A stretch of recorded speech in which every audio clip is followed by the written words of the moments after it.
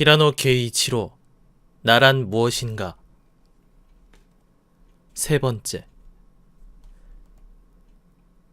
인터넷과 현실 사이. 나는 또 한 가지 사항, 맨 처음에 본 사진도 그랬지만 자기 나체 사진을 공개하는 여성들 대부분이 지극히 평범한 사람으로 보인다는 점에 흥미가 끌렸다. 옷차림이나 방의 분위기 등을 보더라도 딱히 유별나지 않았다. 설령 그 사람이 이웃에 살더라도 전혀 눈치채지 못할 것 같았다. 얼굴 없는 나체들은 만남 사이트에서 알게 된 남녀가 얼굴 없는 나체 사진 공개에 점점 빠져드는 양상을 그린 소설인데, 주인공 여성은 지방 중학교의 수수하고 성실한 교사로 설정했다. 이미지로 떠올린 것은 정숙한 의사의 아내지만 불륜으로 말미암아 허망하게 무너지고 마는 플로베르의 보바리 부인 같은 사람이었다.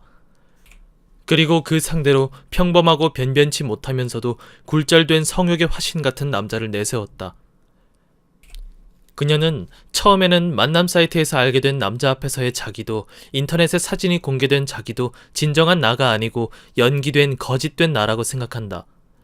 그런데 현실에서는 기껏해야 몇 사람과 무덤덤한 관계를 맺고 살 뿐인데, 인터넷에서는 몇만 명에 달하는 남자들에게 열렬한 성원을 받는다. 그런 상황이 기묘한 균형감을 이뤄서 재미없고 시시한 현실 생활도 그럭저럭 견뎌낼 수 있게 된다.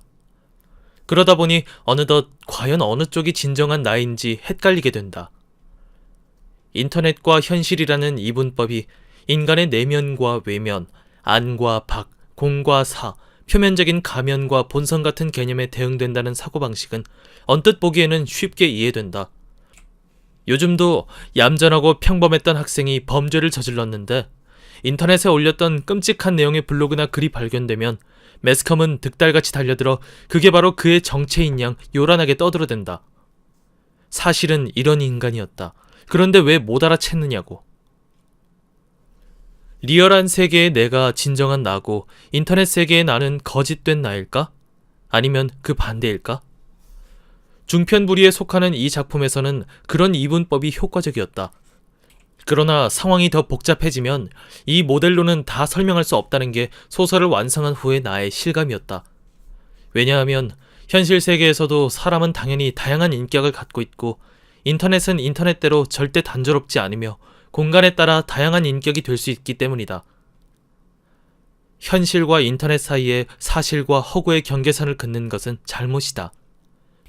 페이스북의 실명제로 양자는 오히려 바로 이따에 있는 하나의 세계라는 인식이 일본에서도 퍼져나가고 있다.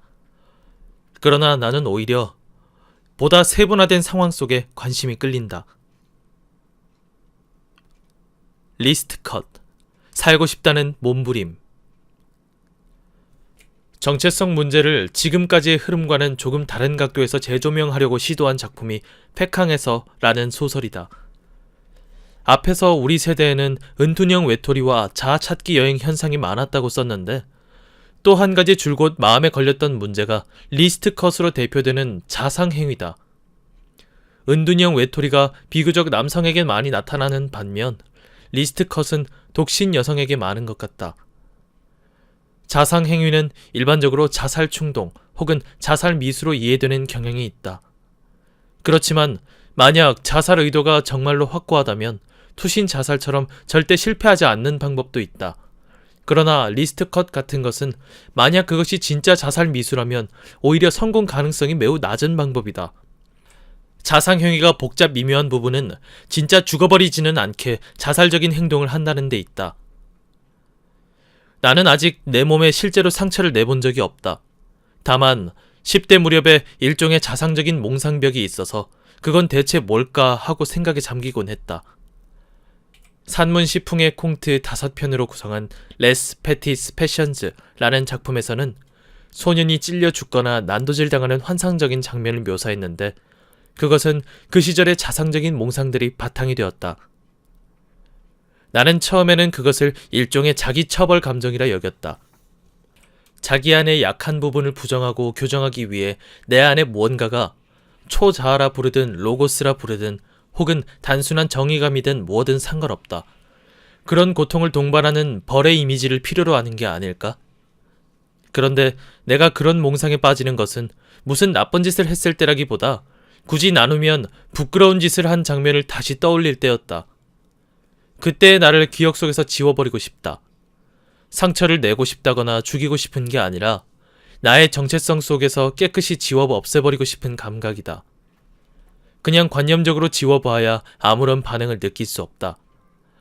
거기에서 어떤 강한 고통이 느껴지면 절대 있어서는 안 될 그런 내 모습을 부정한 실감을 얻을 수 있어서 치유되는 감정이 들었다. 나는 이런 묘한 버릇과 문학작품 속에서 주인공이 고뇌하고 죽는 모습에 독자가 공감하는 감정 사이에는 어떤 관계가 있을지 모른다는 생각이 들었다. 특히 19세기 명작 중에서는 마지막에 주인공이 죽는 작품이 매우 많다. 그것은 작가의 일방적인 결정이 아니라 독자의 요구도 영향을 미쳤을 게 틀림없다.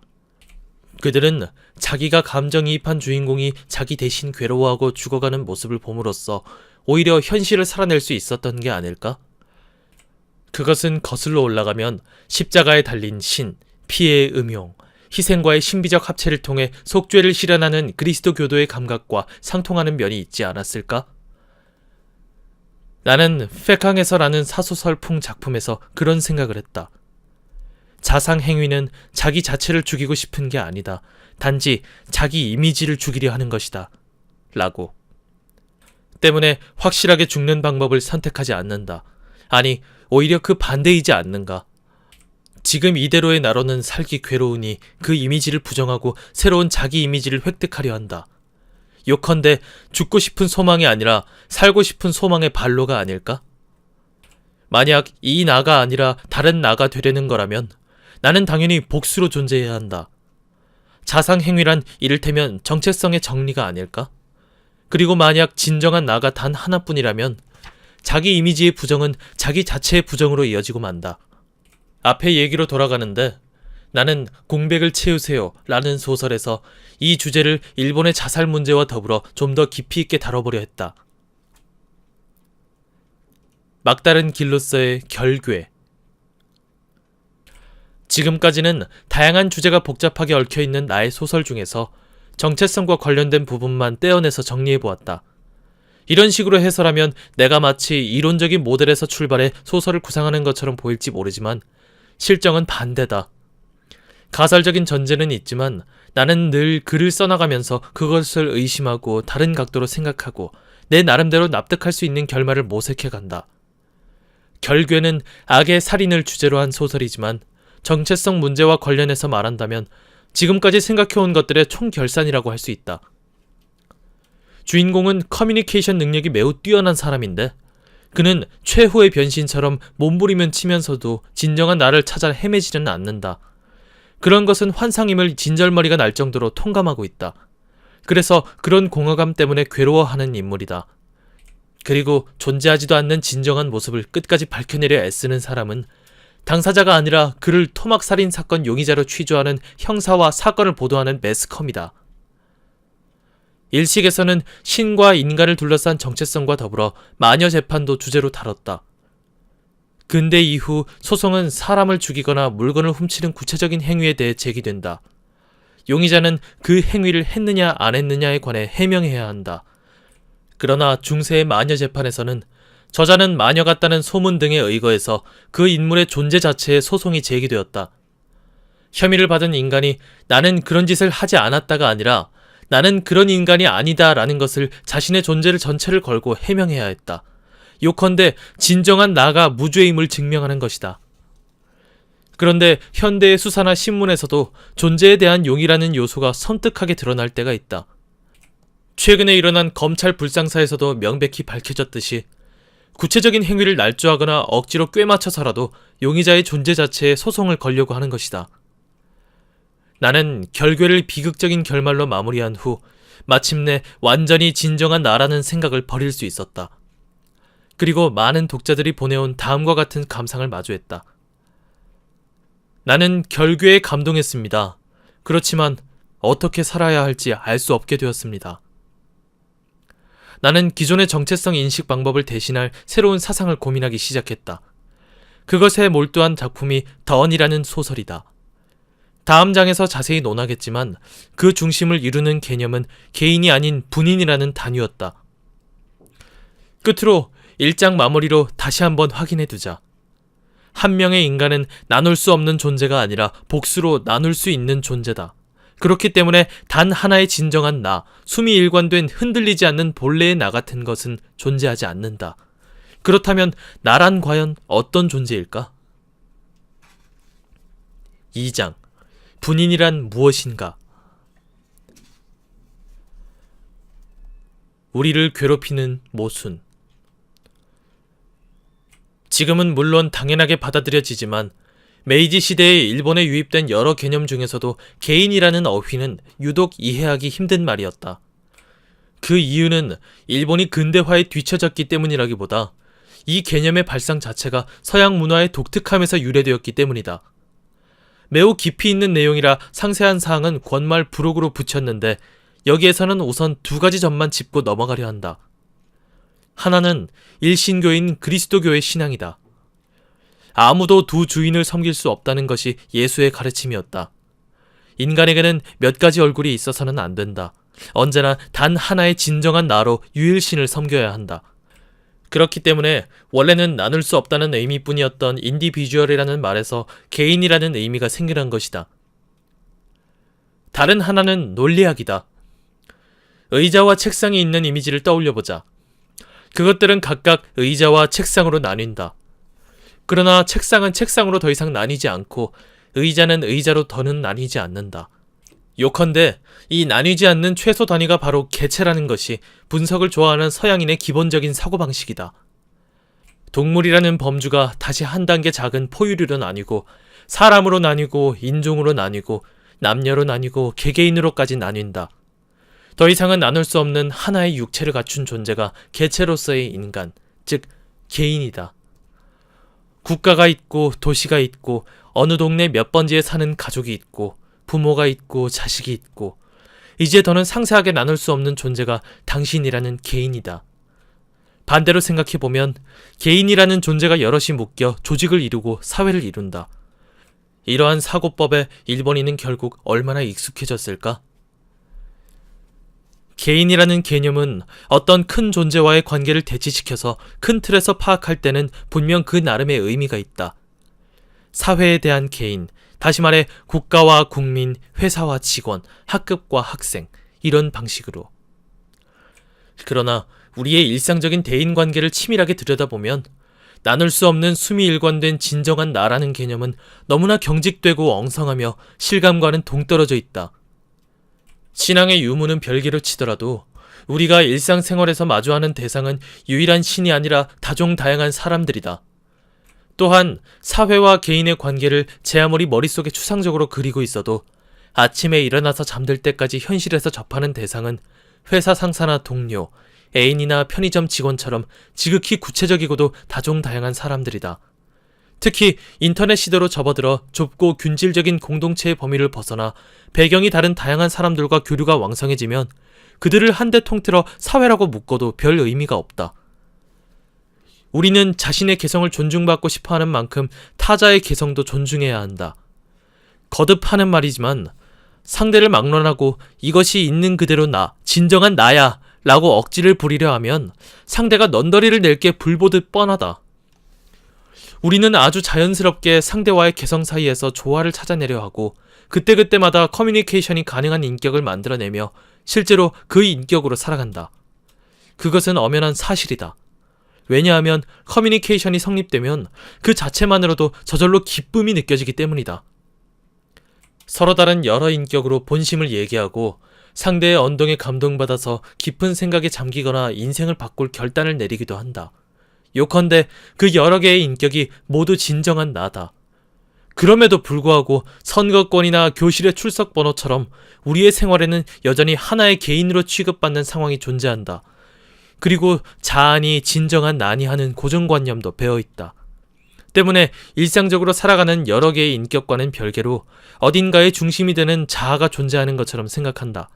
혹은 결국 그 여러 개의 인격은 표면적인 캐릭터나 가면에 불과하며 진정한 나는 저 깊은 곳에 따로 존재한다고 이해하려 애쓴다. 이런 모순으로 말미암아 우리는 숱한 고통을 받고 괴로워했다. 분인이란 무엇인가? 자, 그럼 어떻게 하면 좋을까? 자아를 버려라 혹은 무아가 되라 라는 말은 인생 상담 같은 데에서도 자주 접한다. 그러나 마치 깨달음에 도달한 듯한 그런 말을 해줘도 과연 어떻게 살아가면 좋을지는 여전히 미지수다. 나라는 인간은 실제로 존재한다. 이 나는 대체 어떻게 되는 걸까? 무욕의 마음을 가지라는 의미라면 출가라도 하는 수밖에 없다. 우리가 살아가는 데는 발판이 필요하다. 대인관계 속에서 실제로 생겨나는 여러 인격을 그 발판으로 놓아보자. 그 중심에는 자아나 진정한 나는 존재하지 않는다. 그저 인격끼리 링크되고 네트워크화되어 있을 뿐이다. 불가분하다고 여겨졌던 개인을 나눠서 그 아래로 더 작은 단위를 생각해본다. 그러기 위해서 이 책에서는 분인이라는 조어를 도입했다. 나눌 수 있다는 의미다. 그렇지만 자아를 부정하고 그런 여러 개의 인격만으로 어떻게 살아갈 수 있을까? 지당한 의문이다. 그래서 지금부터는 어떻게 하면 그것이 가능한지 차근차근 살펴보려 한다. 먼저 이미지부터 파악하고 넘어가자. 한 인간 안에는 여러 개의 분인이 존재한다. 부모와의 분인, 연인과의 분인, 친구와의 분인, 직장에서의 분인. 당신이라는 인간은 이런 분인들의 집합체다. 개인을 정수 1이라고 치면 분인은 분수다. 사람마다 대인관계 숫자가 다르므로 분모는 제각각이다. 그리고 이 점이 중요한데 상대와의 관계에 따라 분자도 바뀐다. 관계가 깊은 상대와의 분인은 크고 관계가 얕은 상대와의 분인은 작다. 일단은 이 모든 분인을 더하면 1이 된다고 간주해주기 바란다. 분인의 네트워크에는 중심이 존재하지 않는다. 왜일까? 분인은 자기 멋대로 만들어내는 인격이 아니라 환경과 대인관계 속에서 형성되기 때문이다. 우리가 살아가는 세계에 절대적이고 유일한 장소가 없듯이 분인 또한 개개인마다 독자적인 구성 비율을 갖고 있다. 그리고 그때그때의 전환은 중심 사령탑에서 의식적으로 행하는 게 아니라 상대에 따라 자동적으로 바뀐다. 길에서 우연히 친구를 만나 야! 하고 소리를 높일 때 우리는 무의식적으로 그 사람용 분인이 된다. 진정한 나가 부랴부랴 의식적으로 가면을 쓰거나 캐릭터를 연기하는 게 아니다. 감정을 구석구석까지 온전히 조정하는 것은 불가능하다. 분인을 기본으로 나에 대해 생각해보는 것과 단순히 자아를 버린다는 것은 어떤 점에서 다를까? 우리가 일상을 살아가려면 계속성을 가지고 특정한 사람과 관계를 맺어야 한다. 그러려면 누군가를 만날 때마다 완전히 새로운 내가 될 수는 없다. 출근할 때마다 자기소개를 시작하며 처음부터 관계를 다시 맺는 어리석은 촌극은 없을 것이다. 우리는 아침에 해가 떠서 저녁에 해가 지는 반복적인 주기를 살아가면서 주위의 타자와도 반복적인 커뮤니케이션을 거듭해간다. 인격이란 그런 반복을 통해 형성되는 일종의 패턴이다. 이 사람과는 이런 태도로 이런 말투를 쓰면 커뮤니케이션이 성공한다. 그리고 부수적으로 내 안에서 다양한 희로애락의 감정이 솟아난다. 만나는 횟수가 늘어날수록 패턴의 정밀도가 높아진다. 또한 친밀감이 깊어질수록 패턴은 보다 복잡한 커뮤니케이션에도 대응 가능한 폭넓은 범위를 확보한다. 그것이 관계하는 인간의 숫자만큼 분인으로 갖춰진 존재가 인간이다. 또한 타자는 반드시 살아있는 몸을 가진 인간이 아니라도 상관없다. 인터넷으로만 교류하는 상대여도 괜찮고 자기가 매우 좋아하는 문학, 음악, 미술이어도 괜찮다. 혹은 반려동물인 개나 고양이와의 커뮤니케이션을 위한 분인도 소유할 수 있다.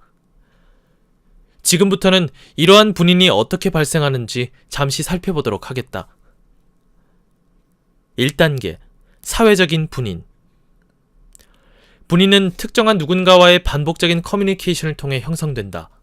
그 과정은 크게 3단계로 나눌 수 있다. 먼저 어떤 인간관계든 상대를 잘 모르는 상태부터 시작된다. 처음 접하는 상대와는 간단하게 자기소개를 하고 대수롭지 않은 얘기를 주고받는 게 보통일 것이다. 날씨나 스포츠 결과 또는 미디어에서 많이 다뤄지는 사건이나 연예계 소식 등등 이야깃거리는 되도록이면 많은 사람이 관심을 공유할 수 있는 내용이 바람직하다. 이 단계에서는 앞으로 서로가 상대를 위한 분인을 형성해갈 방향을 모색한다. 맨 처음 단계의 이 분인은 불특정 다수의 사람과 커뮤니케이션이 가능한 범용성이 높은 분인이다. 이것을 사회적인 분인이라고 부르기로 하자. 사회적인 분인은 우리가 일상생활의 여러 상황에서 살아가는 미분화된 상태다.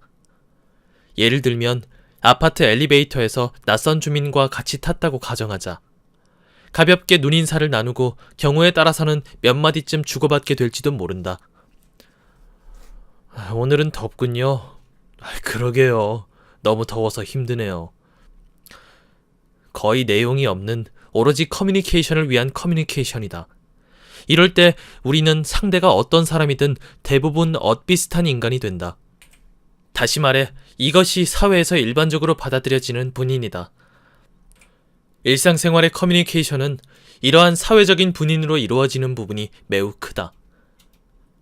편의점이나 패밀리 레스토랑의 계산대로 향할 때 우리는 딱히 점원의 개성에 맞춘 커뮤니케이션을 도모할 필요는 없으니 서로 사회적인 분인끼리 접촉해도 거리낄 게 전혀 없다.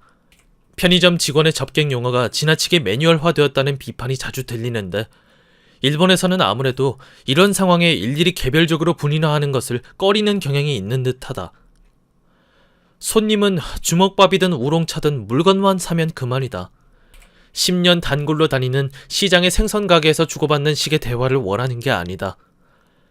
상대가 필요 이상으로 분인화를 요구하면 일본인은 오히려 그 사람을 이상하게 보기까지 한다. 사회적인 분인의 지역적 차이. 사회적인 분인은 그 사람이 나고 자란 나라나 지역에 따라 달라진다. 즉, 완전히 무색투명한 미분화 상태가 아니고 우리는 이미 철이 들기 전부터 자기가 처한 환경에 적합한 분인으로 살아가는 셈이다. 일본에서 나고 자랐느냐, 아프리카 내전 지역에서 나고 자랐느냐에 따라 세상을 바라보는 관점이나 느끼는 방식이 근본적으로 다르다. 사업상 중국에 거주하는 사람은 중국인의 일반 감각을 이해해야 한다. 로마에 가면 로마의 법을 따르라는 말은 일단은 그 토지에 맞는 사회적인 분인부터 시작해야 그 후에 개별적인 분인화도 원활하게 이루어진다는 의미로 해석할 수 있다. 물론 그러한 사회적인 분인이 잘 풀리지 않아서 일본에 있을 때는 고독했는데 해외에서 생활하기 시작하면서부터 갑자기 활기를 띠는 사람도 있다. 예를 들어 앞서 언급한 편의점 점원과 매우 빈번하게 얼굴을 접해서 친해졌는데도 계속 사회적인 분인으로만 머무려고 하는 일본인의 성향이 싫다는 사람도 있을 것이다. 물론 같은 일본에서 나고 자라도 도쿄와 오사카, 규슈는 또 다르다. 나는 오랫동안 기타 큐슈에서 살아서 대학 때 교토로 이주했을 때 간사이라는 토지 자체에 익숙해지는 데는 시간이 좀 필요했다. 굳이 간사이 사람이 될 필요는 없고 될 수도 없겠지만 사람들 무리 속으로 파고들려면 어떤 점에서든 간사이의 분위기와 박자가 맞아야 했다. 규슈도 그렇긴 하지만 다른 지방에서 온 사람들의 눈에는 지극히 평범한 그들의 대화가 싸우는 것처럼 보일 때가 있다. 반대로 지방 출신이 많이 모인 도쿄에서는 특정한 지역색에 물들지 않은 보다 일반화된 사회적 분인이 요구되는데 그렇다 보니 인간미가 결여된 냉정한 인상을 풍기는 면도 있을 것이다. 사회적인 분인으로 주고받은 커뮤니케이션은 광범위하다. 편의점에서 물건을 사거나 대중교통 시설을 이용하는 일상생활에서는 이 분인만으로도 충분하며 그 영역은 대단히 넓다. 사회적인 분인의 커뮤니케이션이 깊이가 얕은 것은 분명하지만 이것이 없으면 커뮤니케이션은 다음 단계로 깊어지기 힘들다. 비유해서 말하자면 다양한 조직세포로 분화해가는 줄기세포 같은 역할을 담당하는 셈이다. 타자와의 커뮤니케이션을 시도할 때 사회적인 분인으로 접하는 단계를 건너뛰고 느닷없이 자기를 모두 드러내며 얘기를 시작하면 상대는 당황할 수밖에 없다. 분인화는 어디까지나 상호작용 속에서 일어나므로 상대가 일방적으로 개성을 밀어붙이면 자기도 왠지 거기에 맞춰줘야 할 것 같은 강박이 느껴지기 때문이다. 물론 처음 만난 순간부터 의기투합해서 아주 오랜 친구 같은 관계를 쌓아가는 경우도 있긴 하다. 그러나 그것은 극히 예외적이다. 사회적인 분인은 보편적으로 통한다는 의미에서는 보통 사람이라고 말해도 상관없다. 그것은 꼭 평범하다는 의미가 아니라 보다 구체적인 분인으로 분화할 준비가 된 상태를 의미한다. 2단계, 그룹용 분인. 사회적인 분인끼리의 다음 단계는 특정 그룹용 분인이다. 1대1 만남이면 사회적인 분인에서 곧바로 그 상대방에게 맞는 분인으로 나아갈 수 있겠지만 한달음에 그렇게 되기는 힘든 상황도 많다. 일반적으로 인간관계는 조직이나 집단을 매개로 넓어지기 마련이다. 그럴 경우 학교나 회사, 동아리 같은 그룹용 분인이 요구된다. 이런 경우 그룹이란 회사나 학교 같은 공적인 귀속단체로만 한정되지는 않는다. 시부야에서 어린 아가씨들이 자기들만의 독특한 어휘와 말투로 떠들어대거나 이 채널 같은 인터넷 익명 게시판에 독특한 용어가 어지럽게 오가는 것도 그룹에 맞춘 분인화다. 나는 작가라는 직업상 일상적으로 많은 편집자들을 접한다. 처음 일하는 편집자에게는 사회적인 분인으로 대한다. 업무적으로 구체적인 얘기를 주고받게 되면 편집자 일반에 대한 분인으로 대한다. 그것은 의식적으로 스위치를 바꾸는 게 아니고 나중에 돌이켜보면 편집자를 상대할 때는 대체로 같은 태도로 대한다고 알아채게 되는 것이다. 다른 직종에 종사하는 사람이나 친구, 가족을 대할 때의 나와는 다르다. 이 분인은 지금까지 많은 편집자들과 반복적인 관계를 맺으면서 배양된 것이다. 상대는 상대대로 작가 일반에 대한 분인으로 대하는 단계일 것이다. 학교에는 교풍, 회사에는 사풍이 있듯이 업계나 직종에도 독특한 풍토가 있다. 오랜 세월 한 분야에 종사해온 사람들은 그 풍토가 몸에 배어서 옷차림이나 행동, 어휘 사용이나 잡당 사용에 어딘지 모르게 공통점이 묻어난다. 사회적인 분인이 보다 좁은 범주로 한정된 것이 그룹용 분인이다. 3단계 특정 상대용 분인. 사회적인 분인과 그룹용 분인을 거쳐서 최종적으로 만들어지는 것이 특정 상대용 분인이다. 그렇지만 모든 관계가 이 단계까지 도달하는 것은 아니다. 그렇게 되느냐 마느냐는 운도 따를 테고 서로 맞고 안 맞고의 문제도 영향을 미칠 것이다. 내 경우에는 편집자 일반용 분인인 채로 일하고 그대로 끝나버린 관계가 수없이 많다. 특히 업무 의뢰와 원고 송고를 모두 이메일로 진행하여 한 번도 만날 기회가 없는 경우 서로가 그 이상 분인화할 방법이 없다. 그러나 오랜 연재 등으로 몇 번씩 연락을 주고받게 되면 자연스럽게 서로의 사고 습관이나 템포를 파악하게 되어 보다 구체화된 분인이 생겨난다. 그렇게 됨으로써 커뮤니케이션은 한층 깊어진다. 물론 전혀 다른 분야에서 일하는 상대라도 이런 일은 일어날 수 있다. 전에 유명한 프랑스인 파티쉐와 대담했을 때의 일이다. 처음에 우리는 적당히 사회적인 분인으로 인사를 나누고 같은 크리에이터라는 그룹용 분인까지 나아간 후 공통으로 관심을 갖고 있던 다니자키 주니치로의 그늘의 대하여를 계기로 단숨에 상대에게 한층 특화된 분인으로 발전했다. 소위 말하는 의기투합 상태다. 그렇게 되기까지 시간은 30분가량 걸렸다. 이렇게 얼굴을 직접 맞댄 상대에 대한 분인화를 지극히 짧은 시간에 성공하는 경우가 있는가 하면 좀처럼 풀리지 않을 때도 있다. 예를 들면 몇 번을 만나도 꼭 필요한 최소한의 업무 얘기만 나누고 양쪽 다 그 다음 관계로는 발을 들여놓지 않는 들여놓을 마음조차 없는 사람도 있다. 그 사람은 나에 대한 분인을 만들 마음이 없고 내 쪽에서도 그럴 의사가 없다는 뜻이다. 분인화의 실패다. 실제로 사회적 분인, 그룹용 분인 상태로 끝나는 경우가 흔하다. 나는 대학생 시절에 2년 동안 거의 매일같이 집 근처에 있는 편의점에 다녔다. 그곳에서 늘 마주치는 아르바이트 점원이 내 또래 대학생이었는데 그와는 대화다운 대화를 한 번도 나누지 않은 채 다른 곳으로 이사를 가고 말았다. 혹시 다른 사람을 따라간 술자리 같은 데서 만났더라면 우리는 서로에 대한 분인을 만들었을지도 모른다. 반대로 파리에 살았을 무렵에는 아랍인이 경영하는 아파트 근처의 작은 가게를 뺀질나게 드나들었는데 갈 때마다 한참씩 얘기를 나누다 보니 1년 후에 귀국할 때는 그가 이별을 몹시 아쉬워했다. 나는 그 후로는 그 사람과의 사이에서 생겨난 분인으로 산 적이 없다.